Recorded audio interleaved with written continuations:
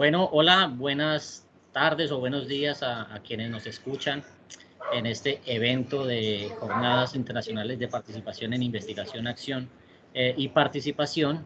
Les hablamos desde Colombia, el equipo de la Universidad Minuto de Dios, que nos vamos a presentar o les vamos a ofrecer esta exposición sobre un trabajo que venimos haciendo que se titula de la manera en la que ustedes están viendo, conocimientos previos sobre las formas de participación para la gobernanza del agua en la cuenca del río Seco, región del Alto Magdalena, departamento de Cundinamarca, acá en Colombia.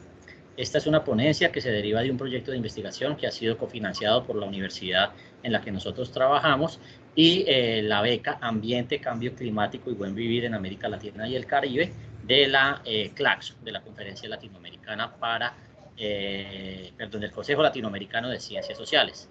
Están presentes con nosotros la profesora Magnolia Rivera Cumbe, trabajadora social, el profesor Andrés Olivar, comunicador social, politólogo, y el profesor y el ingeniero Edgar Orjuela, ingeniero civil con especialización o con especialidad en ingeniería hidráulica o en recursos hídricos.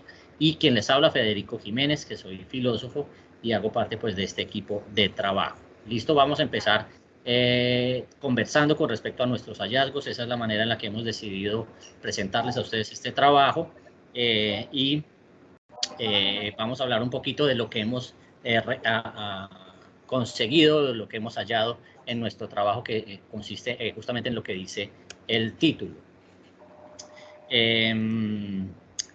Fundamentalmente, el proyecto consiste en lograr que las comunidades de esta cuenca, que son 5 municipios, intercambien conocimientos sobre la gestión del agua, pero en general de conocimientos ambientales. El concepto fundamental es el de la gobernanza del agua. Es un concepto sobre el que hemos venido trabajando. No sé si el profe Andrés quiera hablarnos un poquito del tema, que él es el que ha trabajado el concepto. Profe, lo escuchamos. Sí. Claro que sí, profe Federico, muchas gracias. Un saludo a todos los que nos están viendo y escuchando en este evento. Bueno, ubiquemos el concepto de gobernanza del agua también en el contexto latinoamericano. Este concepto de gobernanza, digamos que parte del principio de reconocer la prioridad del agua como un elemento fundamental para los procesos de coordinación, de cooperación de distintos actores sociales e institucionales que participan en la gestión de este recurso. ¿Por qué? Porque esto permite asumir las cuencas hídricas y los territorios circundantes a estas cuencas como entidades activas con el fin de evitar que intereses externos sobre las territorialidades del agua se conviertan en amenazas para las comunidades. En ese sentido, entonces, la gobernanza plantea nuevas maneras de entender la gobernabilidad, en tanto se sitúa el papel de la autoridad del Estado en el lugar de ejercicio de su función a partir de su capacidad de comunicación y concertación con los roles y con los liderazgos sociales de los que depende directamente la gestión de los bienes comunes, en este caso, la gestión del recurso hídrico. En Latinoamérica, por ejemplo, entonces los estados tienen la obligación de incluir en sus ordenamientos legales planes de manejo de cuencas hidrográficas. En el caso puntual de aquí de Colombia son los que llamamos las POMCAS. ¿Para qué? Para la planeación del uso y el manejo sostenible de los bienes naturales en aras del mantenimiento del equilibrio entre el aprovechamiento económico de esos recursos y la conservación de la estructura físico-biótica de las cuencas. Entonces, de esta forma, nosotros vemos que también diversos organismos multilaterales pues no han escatimado en emitir diversas observaciones para todos los estados latinoamericanos que poseen grandes reservas hídricas como Colombia, en los que se recomienda implementar estrategias que permitan reducir al máximo la presión sobre las cuencas hidrográficas. Por ejemplo, de acuerdo con la CEPAL, la Comisión Económica para América Latina, para el 2050, al menos una de cada 4 personas probablemente viva en un país afectado por escasez crónica y reiterada de agua dulce. Entonces, esto es un contexto que nos indica la importancia o la relevancia de la preservación del recurso hídrico y de que principalmente también sean las comunidades las que se encarguen de gestionar junto con el Estado, por supuesto, gestionar los bienes comunes y también el agua. De ahí parte la noción de gobernabilidad. Gracias, profe Andrés. Voy a hablar entonces con el profe Edgar, que él es el ingeniero, él es el encargado, digamos, el especialista en toda esta cuestión que es muy técnica y que tiene que ver con el manejo ya desde lo técnico y desde a nivel de ingeniería y de capacidades técnicas específicas que deben tener, digamos, las comunidades y para garantizar la provisión de agua. Entonces, por ejemplo, profe, ¿qué es una ponca aquí en Colombia? ¿Qué es un ponca? A qué tipo de nivel de gestión pertenece? ¿Qué tiene que hacer una comunidad para gestionar, por ejemplo, agua en su acueducto veredal comunitario? Sí, profe. Entonces, las PONCAS acá en Colombia, pues es el plan de ordenamiento de las cuencas hidrográficas. Lo que busca es que cada comunidad de estos, a través de sus consejos de cuencas, articule el buen manejo y aprovechamiento del recurso hídrico en su comunidad. No es solamente en pensar que usted como comunidad puede captar todo un volumen, sino que aguas abajo hay otros personas que también hacen uso de este recurso. Entonces, cuando hablamos de unas cuencas, si estamos hablando en este hecho en particular, que es la cuenca del río Seco, tendremos que subdividir geográficamente esa cuenca en tres factores principales. La caracterizamos como cuenca alta, cuenca media y cuenca baja. Entonces, dentro de esa cuenca va a haber unos autores o usuarios que llamamos de la cuenca, ya sean por fines recreativos, fines agrícolas, fines de aprovechamiento directo del recurso hídrico para captación. Sabemos que en esta región tenemos diversas comunidades que aprovechan y de esa fuente tienen sus acueductos veredales. Entonces, esas comunidades deben garantizar que aguas abajo, tanto las otras comunidades tengan uso de ese recurso. Entonces, donde entra un actor importante que en este caso es la CAR, que es la Corporación Autónoma Regional para Cundinamarca, que debe regular esas licencias o ese aprovechamiento del recurso hídrico de una manera adecuada. Entonces, a cada usuario se le da un porcentaje de uso. Además de eso, que se debe garantizar lo que llamamos un caudal ecológico, que es el que permite que la vida a través de esa cuenca que mencionaba el profe Andrés, la parte biótica, entonces funcione perfectamente, porque hay otros seres dentro de esa cuenca, como son los animales y los seres que están dentro de ese río, que necesitan también un determinado volumen para garantizar su mínimo vital. Profe, bueno, concentrémonos en eso porque eso es justamente el punto de nuestro trabajo. ¿Cómo usted ve la relación porque aquí, por ejemplo, la CAR es el Estado colombiano, ¿cierto? El Estado colombiano tratando como de garantizar o de proporcionar o de proveer capacidades a las comunidades para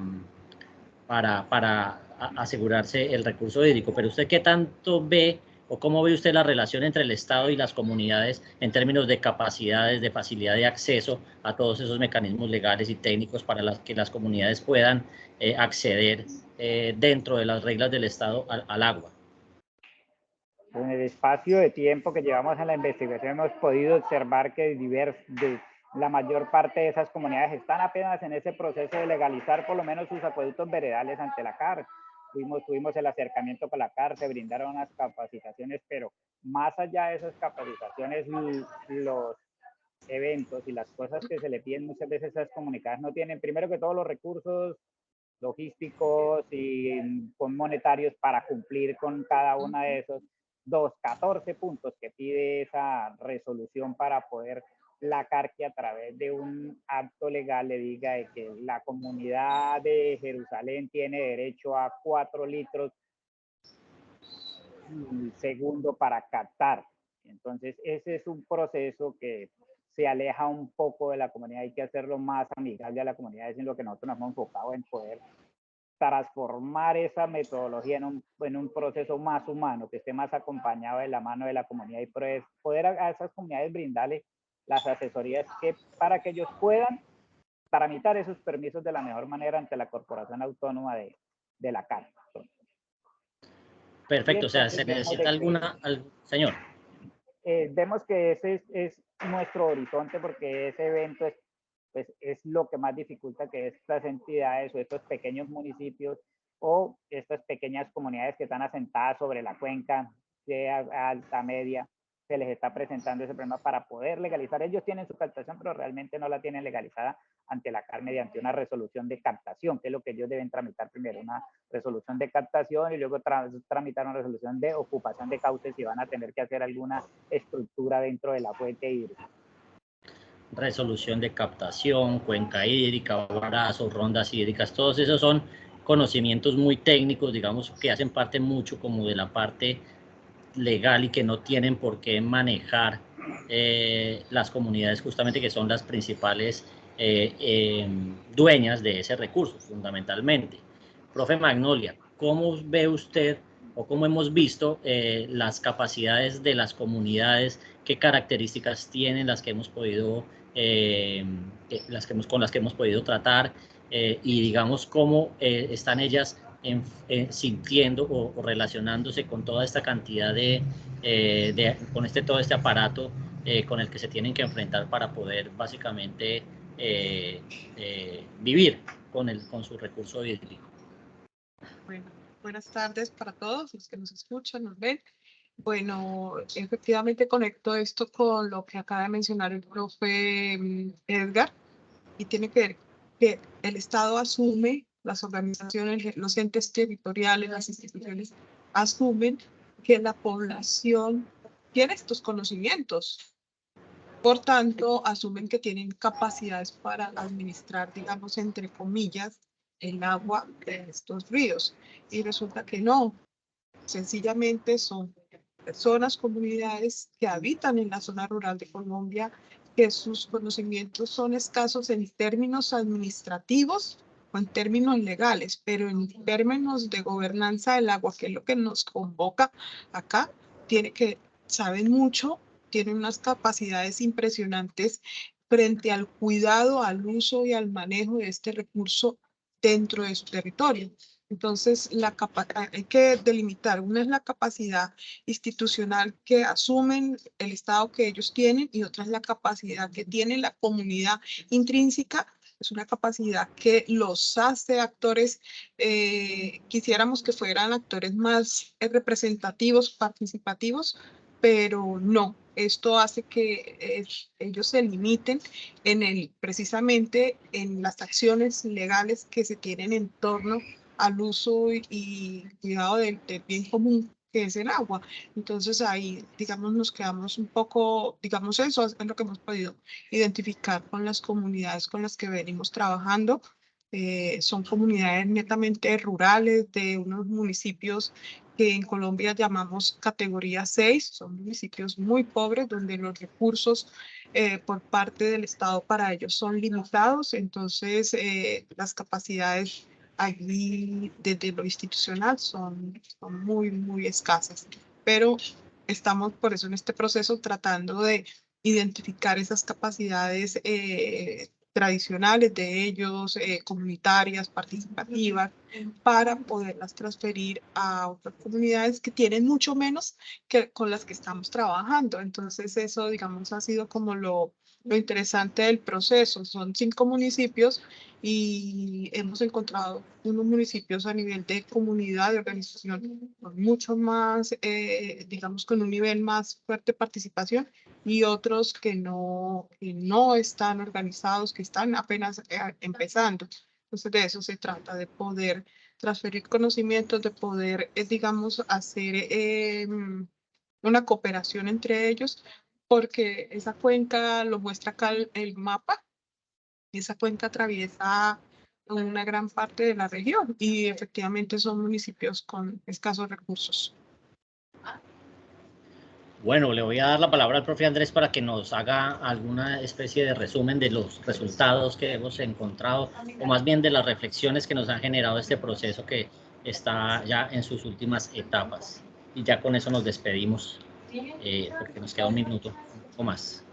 Bien, bueno, digamos que de lo que hemos logrado detectar hasta el momento, a partir de las capacidades organizativas identificadas en las comunidades para la gestión del recurso hídrico, de la gobernanza del agua, y del fortalecimiento forestal, es que, bueno, podríamos avanzar, como lo dice ahí en la diapositiva, en la recuperación del capital social y del capital cultural en torno del cuidado de los bienes comunes, no solo del agua, sino de los bienes comunes en general, en dos vías, en dos sentidos. Primero, que se debe contribuir, nosotros también desde la academia podemos contribuir a la articulación de las prácticas ambientales que tienen las comunidades de estas regiones, en particular de la cuenca de Río Seco en Colombia, con las capacidades que tiene el Estado para que estas comunidades determinen los cursos de acción de cara a todos los riesgos que deben enfrentar, a los riesgos socioambientales que deben enfrentar estas comunidades.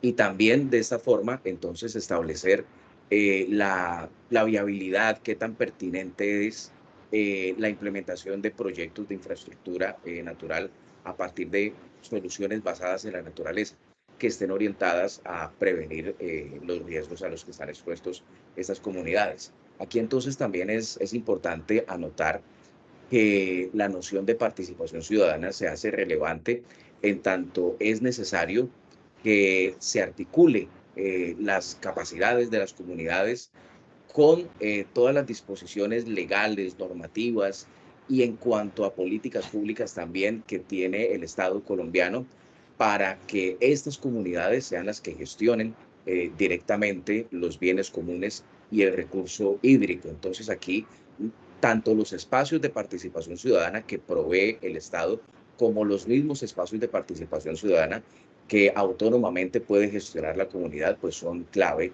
para la gestión de los bienes comunes.